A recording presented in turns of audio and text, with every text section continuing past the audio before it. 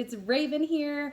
Thank you so much for clicking on my video today. I am so excited that you're here. If this is your first time, make sure you hit that like and subscribe button down below. I'm also going to drop my Instagram name right over here so that you can follow along with me. I share on my stories lots of encouragement, motivation, recipes, meal ideas. Make sure that you follow me over there. Let's jump into today's video. Okay guys, so today's video is all about how you can hop back on the keto wagon successfully and make sure that you stay on the keto wagon. All right, I know there are a ton of videos out there that are saying that you've got to be super strict and you can't have cheat days and you can't do dirty keto and you got to make sure that there's no sugar in anything and blah, blah, blah, blah, blah. Like there's just a mass of information out there, right? And so it can be super overwhelming for those that are maybe trying keto for the first time or maybe are trying to get back on keto. So I want to make it super simple for you, okay? Here are 5 ways to hop back on the keto wagon, okay? Tip number 1. Track your macros. Now, I know there are going to be people out there that are like, well, click off, I gotta go. I just want to tell you something. That's fine. Not everybody enjoys tracking their macros. Heck, I don't like tracking my macros because I feel like she is in my business. Like, she'll be like, what'd you eat today? And I'll be like, mind your business, even though I downloaded the app. Anyway, skirt. So, I use Carb Manager. It is the one that is most simple for me to use. I love that there's a little scanner. I'll drop the information down below if you've never heard of Carb Manager, but it allows you to set your macros. There are a ton of amazing macro calculators out there. I will put a link to the one that I use down in the description box. I've used this keto macro tracker or calculator for, I guess the last 3 years in order to adjust my macros and to go with them. You just put your information into Carb Manager and then you track. It's super easy. You can scan your food. Like I am drinking a 0 sugar Canada Dry, right? And it's a ginger ale and there's a barcode here. And so I could just go into my app. I can scan this barcode. It's going to upload all the information and boom, it's super easy to track your macros. Okay. Now I track net carbs. You can do total carbs if you are if you're bad, go ahead, track your total carbs. You bad. I track net carbs because it's just easier. 20 already feels super restrictive. For those that are new to the keto community, the rule of thumb is generally under 20 grams of net carbs, okay? I know that sounds intimidating, especially if you're coming from the standard American diet. But don't worry. Stay tuned for more videos. I've got you covered. You can do this, okay? So that's tip number 1.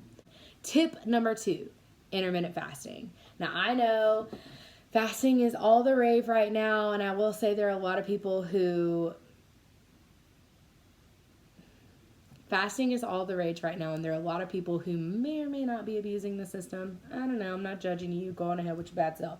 However, I will say that, especially in the beginning, one of the greatest things about keto is that it is probably the only diet I've ever been on that after a couple days I was like, wow, I'm not hungry. I have never been on a diet where I was not hungry. Okay, so let me tell you, it was great. But what you can do to kind of kickstart your weight loss if you are in a stall, or maybe if you are having a hard time like holding on to water, or if you're coming off of a binge and you're trying to get back on the keto wagon, is intermittent fasting. And so what this typically looks like is you have a window where you're fasting, which means you don't eat, and then you have a window that you are eating. And I think the most commonly used one is 16-8. And so what that looks like, I'm going to give you an example of 16-8 window. So let's say that you eat dinner at 8 o'clock at night, and then you're done. And so then you do whatever you're going to do, clean your kitchen, put the kids to bed, and then you go to sleep. Now, you wake up in the morning and you're still probably pretty full from eating the night before. And then what that looks like is you just stretch that eating window out. You skip breakfast and you have your first meal at 12 o'clock. That's 16 hours since you've last eaten, because your last meal was at 8. So starting at 12 o'clock, you can eat. So you can put your lunch in there if you want to have your coffee around lunchtime. And again, it doesn't mean you have to stop eating at 8 p.m. It's just whenever you have your last meal, That's when you start the clock, and then you do 16-8. Now, nobody is saying that you have to do 16 hours a day. It's totally up to you. But if you want to jumpstart your weight loss and you want to make sure that you're keeping those binge cycles in order and that you can keep those sugar cravings at bay, I'm telling you, intermittent fasting is one of the quickest ways to drop that sugar habit like that. Okay? Okay. Tip number 3 is to make small goals. I know this might sound a little counterintuitive because, as we all know, whenever you're starting a weight loss journey, you may be like me and you got a lot of weight to lose. And so you put out this super ambitious goal, I want to lose 100 pounds in a year. And it's like, okay, but that's a really big goal. And so sometimes when that goal seems like you've only lost 5 pounds in a month, or it seems like weight loss is coming off a little slower, which it does for me, it can be super discouraging. And so what I mean is you can have that 100-pound weight loss goal, but break it up into little bite sizes. I want to show you guys what I've done. So this right here, it looks like a little candy gram map, but I created this and I've got small little bite-sized goals on here. Let me tell you why. This is something visual. I have this on the side of my refrigerator, on the side that nobody will see because mind your business. But I have it on the side of my refrigerator, and it's so that I can see it to motivate myself. Now, here is why I use a visual tracker. One, it helps me to stay accountable. So when I go and do my weigh-in, it gets me excited that I get to color in one of these little boxes, right?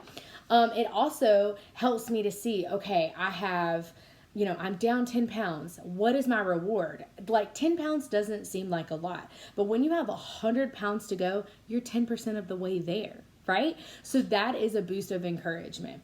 And so it just allows me to see visually where I'm at. I still have a little ways to go. Actually, I have a long ways to go. I have a long ways to go, right?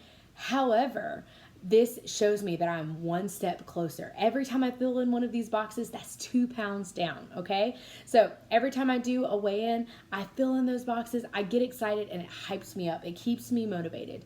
Do whatever keeps you motivated. So set those small goals. So I'm just gonna give you a couple of examples. I've got a 10-pound goal.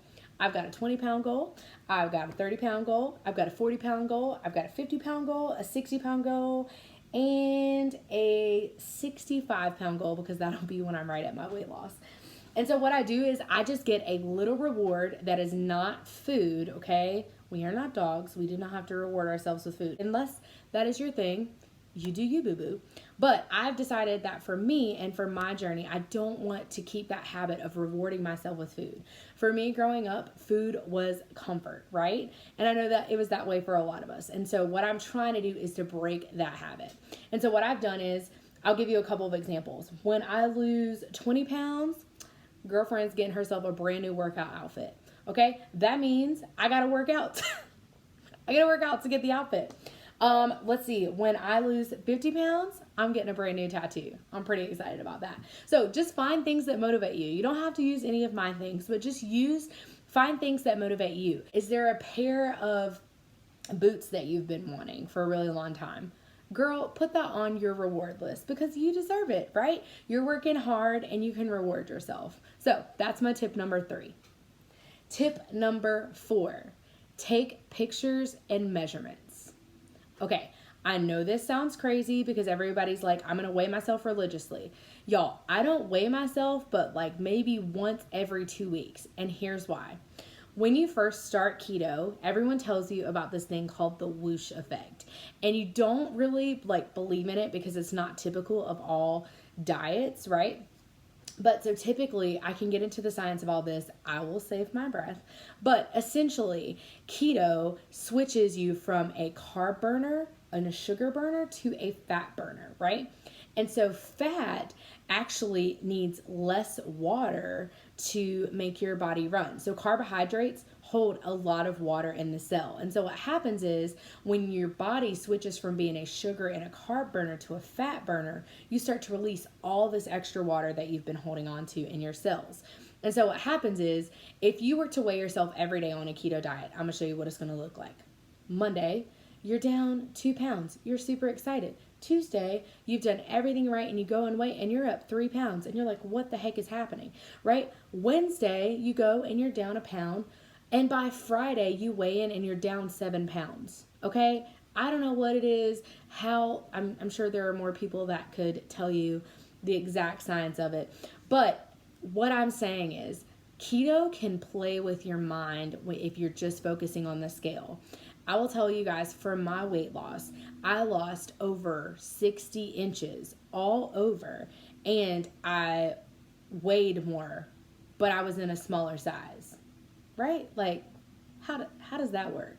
So for whatever reason, keto works to like basically recomposition your entire body. So you'll be shrinking in clothes, but it might show that you weigh more on the scale, okay? Trust the process, okay? Trust the process. Take lots of pictures. I know it's intimidating, especially try to get those pictures when you're in your bathing suit or in your underwear. You don't have to share them, but I have an entire folder on my phone that is just for weight loss motivation, okay? And they're pictures of me. It's pictures from when I first started my journey, and maybe I'll be brave enough to share those one day. But there are pictures from starting my journey to where I was right before I got married. And guys, I can see the visual difference. That is what motivated me on the days when I really wanted to eat something that I wasn't supposed to have. That is what motivated me to keep going, okay? So you can do this. Trust the process. All right. My final tip number 5, is to keep going. Like I said, I started my journey in 2018. I wanted to lose weight for my wedding. It is now 2021, and I put back on probably 20 to 25 pounds of what I lost. I'm nowhere near where I started, but I'm definitely not where I was in September 2018, right? And so what I want to tell you is, don't give up. Do I have bad days? Yeah. Do I have days where I go completely off plan? Yes. Do I beat myself up about it? I'm not going to lie. Also, yes, I need to work on that. But what I'm saying is, don't give up. Trust the process. Just like I said, keto is not a magic pill, okay? It doesn't happen overnight. You didn't gain the weight overnight, and you're not going to lose it overnight. I know that's not the magic advice that you want to hear, okay? But I want to encourage you that just because you don't see the weight loss that you want to see happen immediately, and it can be discouraging to watch other people lose weight so much quicker, I want to remind you that your body is your own, and it was made exactly how God intended it to be, right? And so I just want to encourage you, trust the process and don't give up. Keep going. On those days where you have a really hard day and you really want to reach for that candy bar, go and check out a keto video on how to make keto chocolate. I have an amazing keto peanut butter fat bomb recipe that I'm going to be doing for you guys soon. It takes literally 10 minutes to make. It's super easy, and the ingredients are super clean, and it fills you up. It hits that sugar craving, okay? So your girl got you. What I mean to say is, don't give up. This is a journey, okay? And we're taking it together. I'm super proud of you. I'm super glad you're here, and I hope to see you for the next video. That's all I have for now. Bye.